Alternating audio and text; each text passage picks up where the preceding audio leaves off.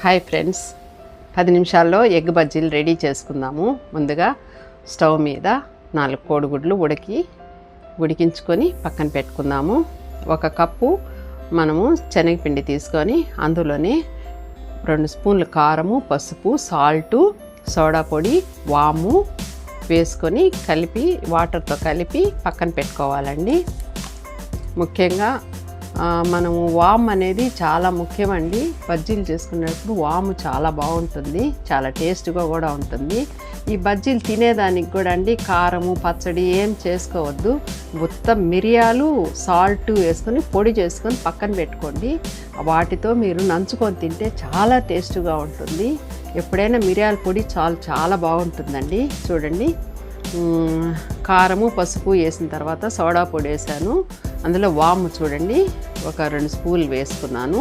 ఇది వాటర్ వేసుకొని బాగా కలిపి పక్కన పెట్టుకోవాలి.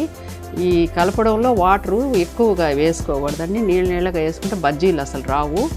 అది కొంచెం గట్టిగా మనం కలిపి పెట్టుకోవాలి. ఎందుకంటే ఎగ్ వేసినప్పుడు దానికి పట్టుకునేటట్టు ఉండాలండి. ఈ కోడిగుడ్లను మనం కట్టర్తో మనము కట్ చేసి పెట్టుకోవాలి.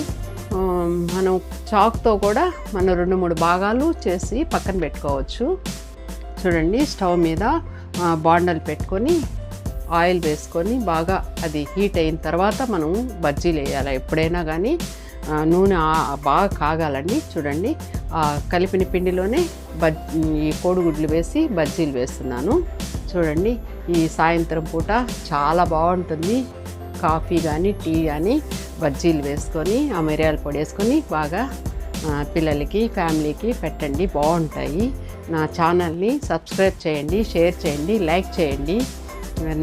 మీరు 10 నిమిషాలలో 5 నిమిషాలలో నా ఛానల్లో ఎక్కువగా ఉంటాయి. థ్యాంక్స్ ఫర్ వాచింగ్ అండి.